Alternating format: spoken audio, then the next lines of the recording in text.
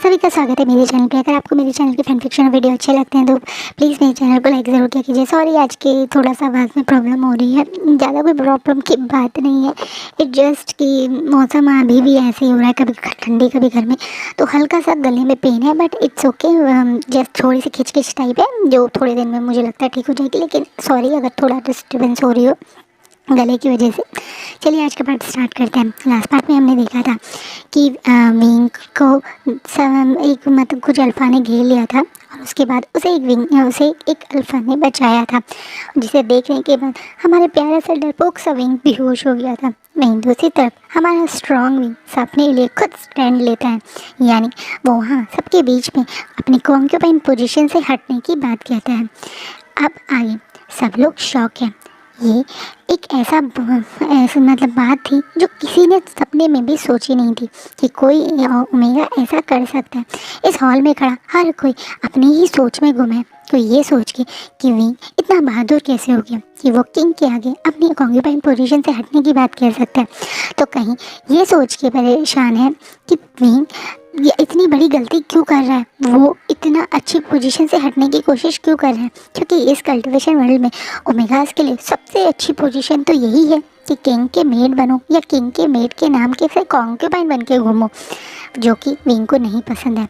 Wing बहुत ज़्यादा इन चीज़ों के बारे में जानता है, उसने बहुत करीब से देखा है, और विंग की लाइफ में सबसे इम्पोर्टेंट उसकी आज़ादी है। इस तरीके से कॉन्क्यूपाइन बन के वो भी एक किंग की वो नहीं रह सकता। ये उसे अच्छे से पता है कि दूर से दिखने वाला ये सुंदर सा टाइटल कॉन्क्यूपाइन अंदर सच्चाई में एक सोने का पिंजरा है, जिसमें उसे बंदना पड़ेगा, जो कि वो नहीं कर सकता। विंग शायद अभी सिर्फ अपने ही बारे में सोच रहे हैं, क्योंकि उसे यहाँ से हर हालत में इस इम्पीरियल हॉल मतलब मैंशन से या महल से बाहर निकल के कैसे वो अपने वर्ल्ड में वापस जा सकता है, ये चीज़ों के बारे में पता करना है। और उसके लिए यहाँ रहना कि ये सब करना तो बहुत मुश्किल हो सकता है। पर वो ये भी जानता है कि इस पुराने विंग को भी कोई यहाँ पे वैल्यू नहीं करता था। शायद उसका यहाँ रहने से अच्छा बाहर आज़ादी में रहना ठीक होगा। वो ये सोचकर भी ये डिसीजन ले रहा है। वहीं सब लोग अब शांति से खड़े हुए सिर्फ किंग का बोलने का वेट कर रहे हैं, क्योंकि वो जानते हैं ये फैसला वांग जी के हाथ में है। जैसा वांग जी चाहेगा वैसा ही होगा। अगर वांग जी ने कहा तो शायद विंग को उसकी परमिशन मिल जाएगी, और यही चीज़ कहीं ना कहीं सबको डरा रही है, जिनमें सबसे पहला नाम है नी हुसैन का। नी हुसैन शायद अब कुछ पल में अपनी गलती समझ चुका है, इसलिए वो आज पहली बार किंग की कुछ डिसीजन लेने से पहले आगे आता है और बोलता है, माफ़ करना विभूषण, पर तुम ये क्या बोल रहे हो? तुम्हें पता है तुम कितनी बड़ी बात बोल रहे हो? अगर तुम कॉन्क्यूपाइन की पोजीशन से हट गए तो तुम एक नॉर्मल सिटीजन बन जाओगे। तुम्हें लगता है तुम्हारे क्लैन के लोग तुम्हें वापस अपनी क्लैन में वापस लेंगे? मुझे तो नहीं लगता। और दूसरी बात, तुम ये फैसला इसी वजह से ले रहे हो ना क्योंकि हरम में तुम्हारे को लगा कि किसी ने तुम पे ध्यान नहीं दिया। मैं अपनी गलती मानता हूँ, तुम मुझे सज़ा दो, मैं तुमसे वादा करता हूँ मैं अपनी सज़ा लूँगा, लेकिन इस तरीके से इस पोजीशन से हटने की बातें मत कहो। नी हुसैन बहुत रिक्वेस्टेड में विंग से कह रहे हैं। अभी नी हुसैन की साइड देखते हैं और स्माइल करते बोलते हैं, माफ़ कीजिएगा लैंड फॉरेन, इसमें आपकी गलती नहीं है। आप तो सिर्फ अपने डिसीजन के अकॉर्डिंग हरम में हर किसी को उसके अलायंस मिल रहे हैं नहीं मिल रहे हैं, उसे सही से खाना पीना मिल रहा है नहीं मिल रहा है, क्या वो सही है, ये सभी फॉलो कर सकते हो। लेकिन जिस कारण से मैं यहाँ से जाने की बात कर रहा हूँ वो आप मुझे नहीं दे सकते। क्या चाहिए तुम्हें? अचानक से वांग जी बीच में बोलता है। वांग जी आज विंग से दोबारा से बहुत मतलब एक तरीके से इस तरह से डायरेक्ट उस पूछ रहा है कि उसे क्या चाहिए। ये चीज़ कहीं ना कहीं यहाँ सब लोग शौक है। वांग जी बिल्कुल विंग के सामने आके खड़ा हो गया। वो अपनी पोजीशन यानी अपने उस क्या कहते हैं जहाँ पे वो बैठता है राजगद्दी टाइप, उससे हट के कुछ कदमों पास वहीं विंग के पास आके खड़ा हो गया। अब विंग की आंखों में देख के बोल रहा है, तुम्हें क्या चाहिए जिसके कारण तुमने इस पोजीशन से हटने की बात की? मुझे आज़ादी चाहिए, मुझे अपने आप को समझने का टाइम चाहिए। माफ़ कीजिएगा कि मैंने 4 साल आपको दिए, लेकिन उसके बाद भी मैं वो फील नहीं कर पाया जो शायद मुझे करनी चाहिए थी। इसलिए मैं कुछ समय आपसे अलग रहना चाहता हूँ। मैं आपसे अलग होकर अपने बारे में जानना चाहता हूँ। मैं अपने लिए कुछ करना चाहता हूँ। उसके लिए मुझे इस इम्पीरियल हॉल से निकलना पड़ेगा, उसके लिए मुझे इस टाइटल को छोड़ना पड़ेगा। क्या आप मुझे ये दे पाएंगे? अभी दोबारा से वांग जी से रिक्वेस्ट, या एक कह दीजिए एक सवाल पूछ रहा है। अभी वांग जी की आंखों में देखते हैं और बोलता है, 1 महीना, मैं तुम्हें 1 महीना दे रहा हूँ।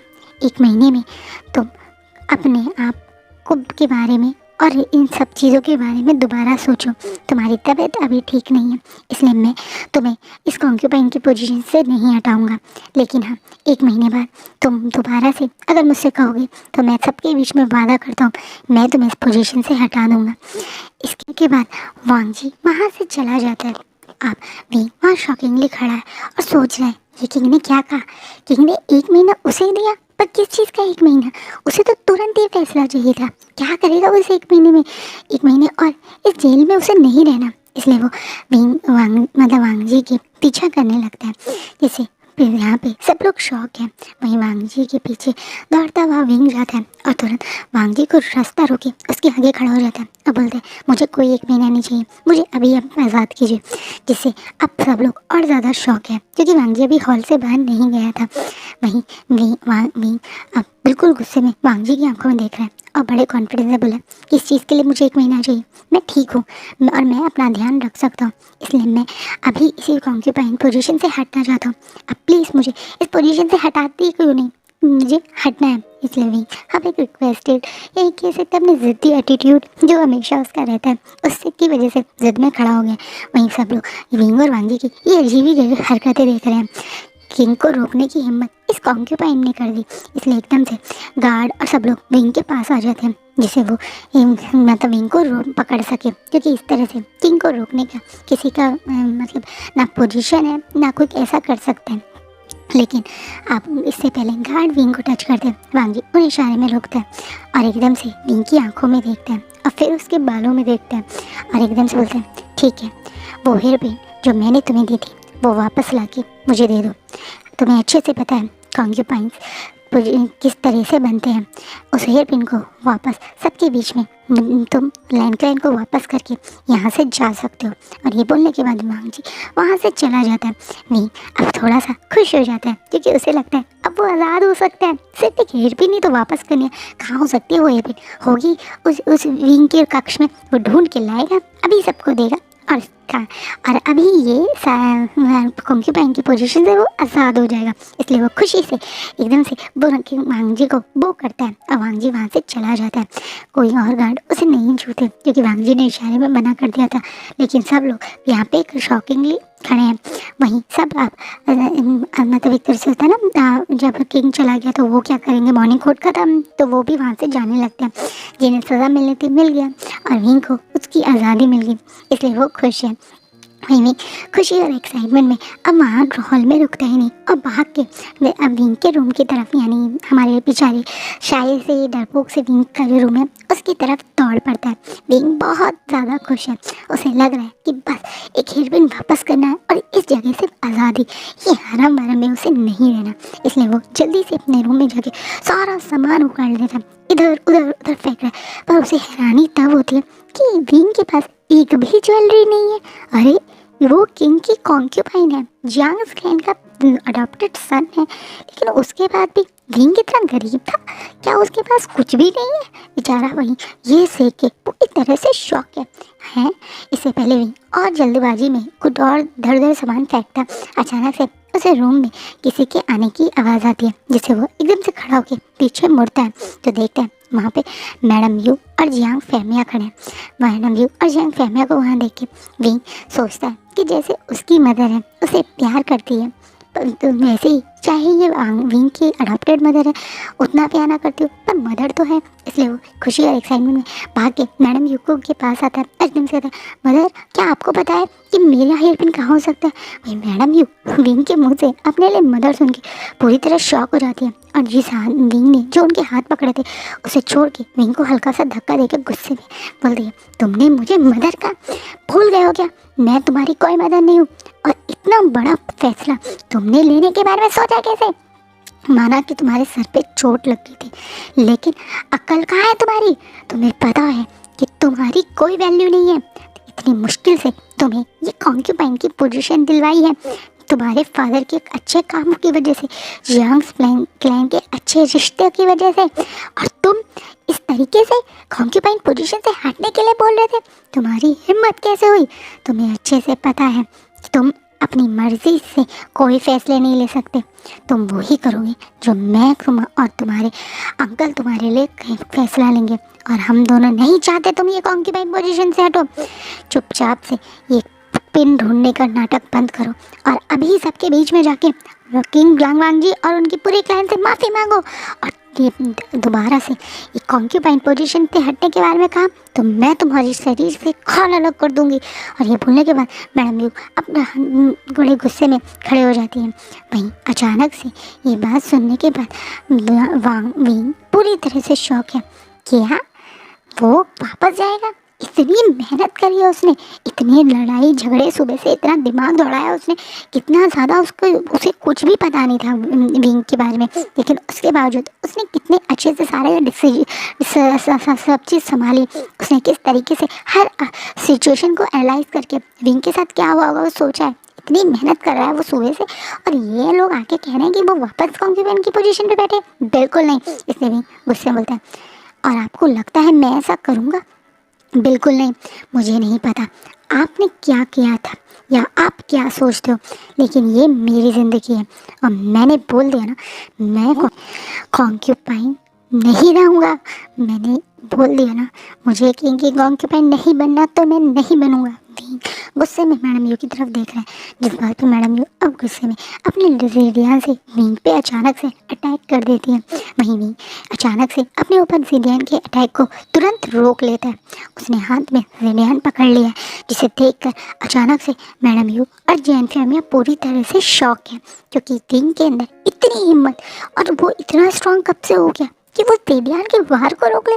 ज़िडियान के वार बड़े बड़े कल्टीवेटर नहीं रोक पाते, इतनी फुर्ती नहीं होती उनमें, इतना स्ट्रांग नहीं होते उनकी गोल्डन को कि वो ज़िडियान को रोक सके, लेकिन विंग ने अपने हाथों से ही ज़िडियान को ऐसे रोक लिया। ये देख कर मैडम यू अब शॉक है। वहीं गुस्से में ज़िडियान को खींचने की कोशिश करता है, जिससे मैडम यू चूँकि उनके हाथ में वो एक रिंग की तरह बंधा हुआ है तो तुरंत अपने पैरों पर गिर जाती है। और वहीं अपने गुस्से में बोलता है, आपकी इतनी हिम्मत, आपने एक स्पिरिचुअल वेपन से मुझ पर अटैक करने की कोशिश की। आप अच्छे से जानते हैं स्पिरिचुअल वेपन्स से सिर्फ वॉर के समय यूज़ होते हैं, और आपने मुझ पे अटैक किया। आप इस बात में मैडम यू पूरी तरह से शॉक है। चाहे कल्टीवेशन वर्ड उधर हो या इधर हो, पर कुछ रूल्स हर जगह सेम होते हैं। जैसे स्पिरिचुअल वेपन्स को इस तरीके से किसी के ऊपर आप पनिशमेंट के लिए यूज़ नहीं कर सकते। भी कि कल्टीवेशन वर्ल्ड में भी ऐसा होता था, इसलिए उसने गुस्से में ये चीज़ बोली है। भी अब गुस्से में मैडम जी की तरफ बोलता है, आपने मुझे मारने के लिए जो ये स्पेशल वेपन यूज़ किया है, अगर इसके बारे में मैंने सबको बता दिया तो आप क्या करेंगे? इससे पहले मैं गुस्से में कुछ ऐसा कर दूं कि आप और आपके हस्बैंड अभी सबके बीच में मॉर्निंग कोर्ट में खड़े हों मेरे ऊपर इस तरह से अटैक करने के चक्कर में। उससे अच्छा है आप यहाँ से चुपचाप से निकल जाओ। जिससे विंग के इस गुस्से और इस ऑरा को देख के मैडम यू शॉक है, लेकिन उनके हस्बैंड उन्हें खड़ा करते हैं और जैन फैमिया बोलते हैं, वी वुशान, बचपन से ही मैंने तुम्हारा साथ दिया था, लेकिन इस तरीके से तुमने अपनी मदर पे अटैक करके बहुत गलत किया। तुम्हें ऐसा नहीं करना चाहिए था। अभी शॉकिंगली जैन फैमिली की तरफ देखते हैं अब बोलते हैं, थोड़ी देर पहले जब इन्होंने मुझ पर स्पेशल वेपन यूज़ किया तब आपको कोई फ़र्क नहीं पड़ा, लेकिन मैंने सिर्फ उन्हें रोका तो आपको बहुत फ़र्क पड़ा है। आपकी यही सच्चाई है क्या? आप सबके सामने अच्छा बनते हैं और असलियत में आप ऐसे हैं क्या?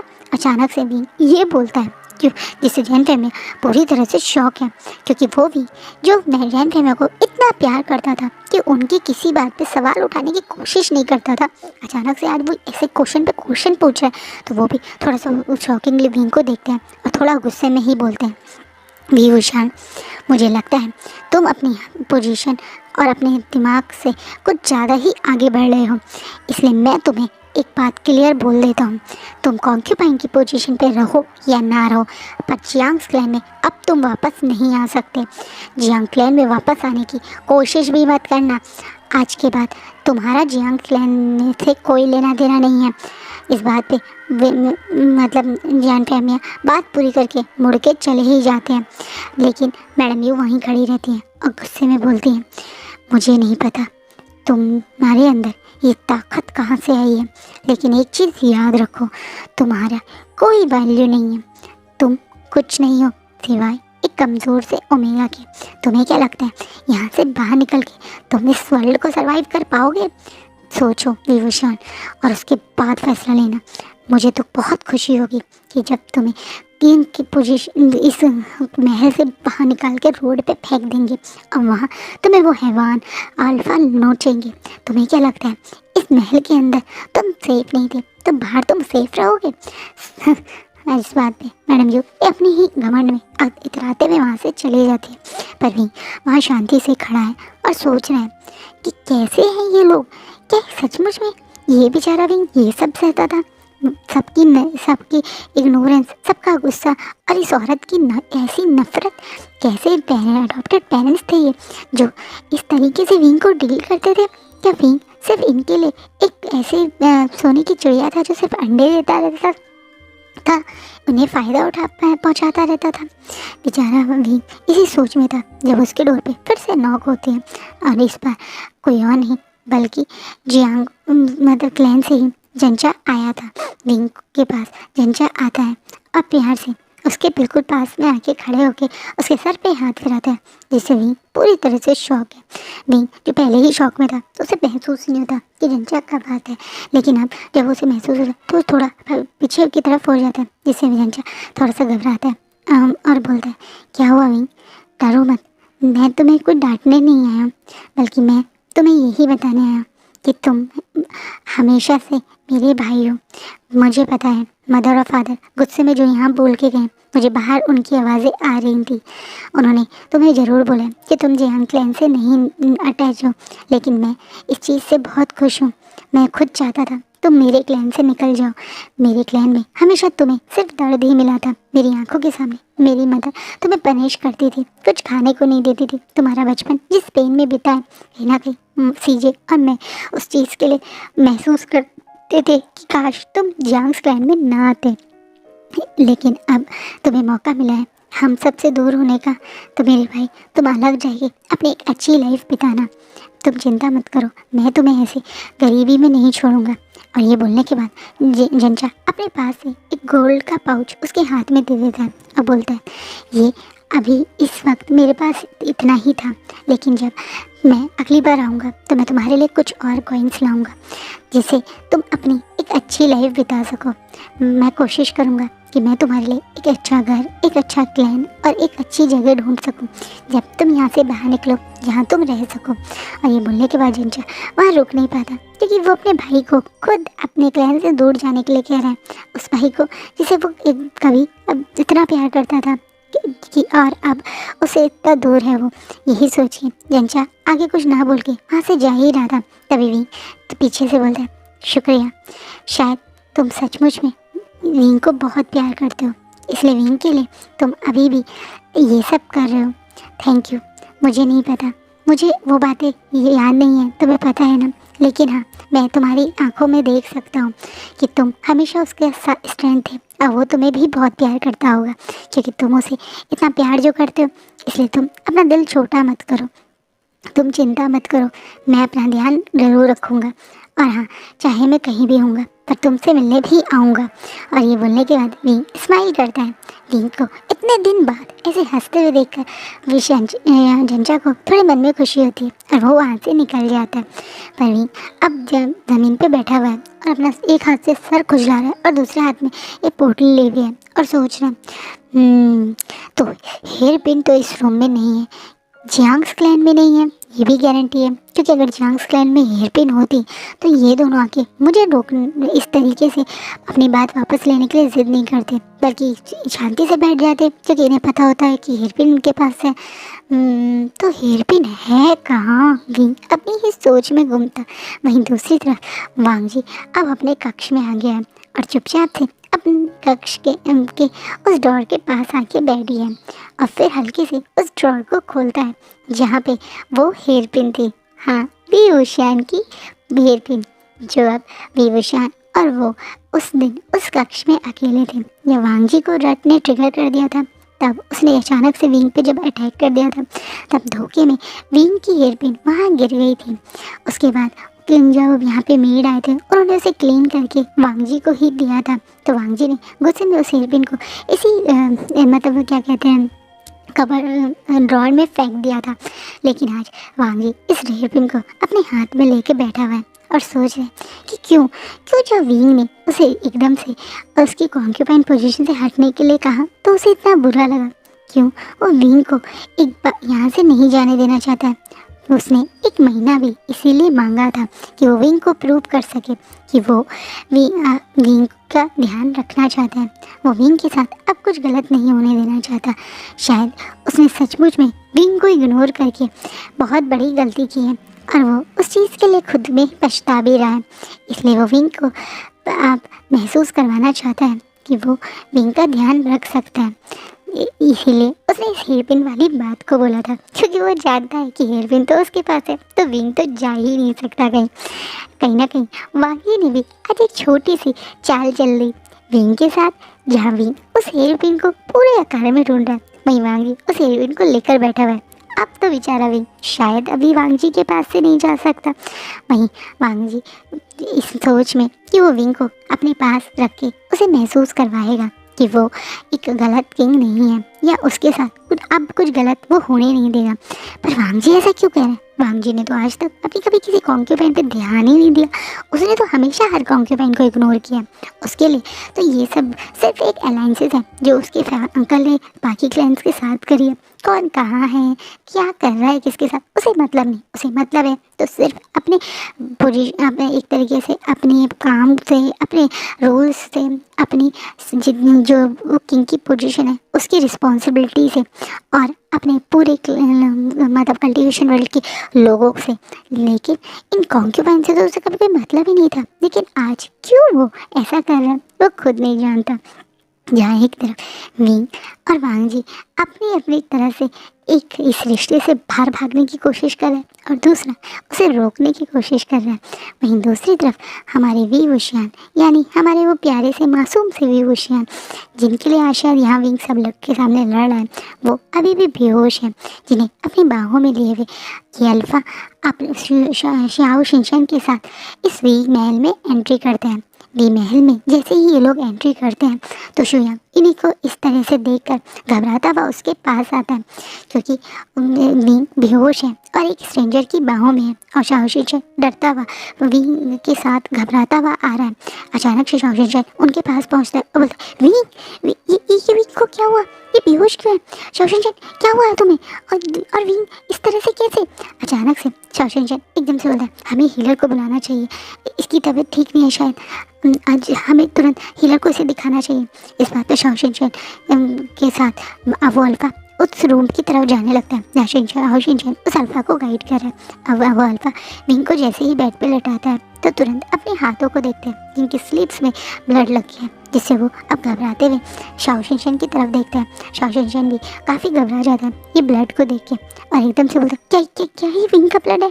इसमें वो अल्फा अपना सर हिलाता है। जब विंग बहुत ज़ोर से नीचे गिरा था तो वो जगह पत्थरों से भरी हुई थी, उसकी कमर पे बहुत ज़ोर से पत्थर गड़ गए थे, इसलिए विंग की ये ब्लड निकलने लगा। लेकिन वो उस समय इतना डरा हुआ था कि वो सिर्फ अपना फेस छुपाए हुए बैठा हुआ था बिना इस चोट पे ध्यान दिए। वहीं धीरे से मतलब उस चोट में ब्लड आना शुरू हो गया था, इसलिए अब शाओ शिनचैन हीलर के साथ वहीं रुक जाता है। ऑब्वियसली हीलर और शाओ शिनचैन तो मतलब ओमेगा है, उसकी कपड़े रिमूव करके देख सकते हैं, लेकिन वहाँ पे अल्फा का रुकना सही नहीं होगा, इसलिए शुयांग और ये अल्फा अब कक्ष के बाहर आ जाते हैं। अब शुयांग अचानक से उस अल्फा की तरफ देखता है और बोलता है, कौन हो तुम, और तुम मेरे मेड और मेरे भाई के साथ क्या कर रहे थे, और मेरा भाई ऐसे बेहोश कैसे हुआ, मुझे सब बताओ। इस बात पे अब वो अल्फा शुयांग की तरफ देखता है और सच का बोलता है, राजकुमार शुयांग, मुझे आपके ब्रदर इस जंगल में मिले।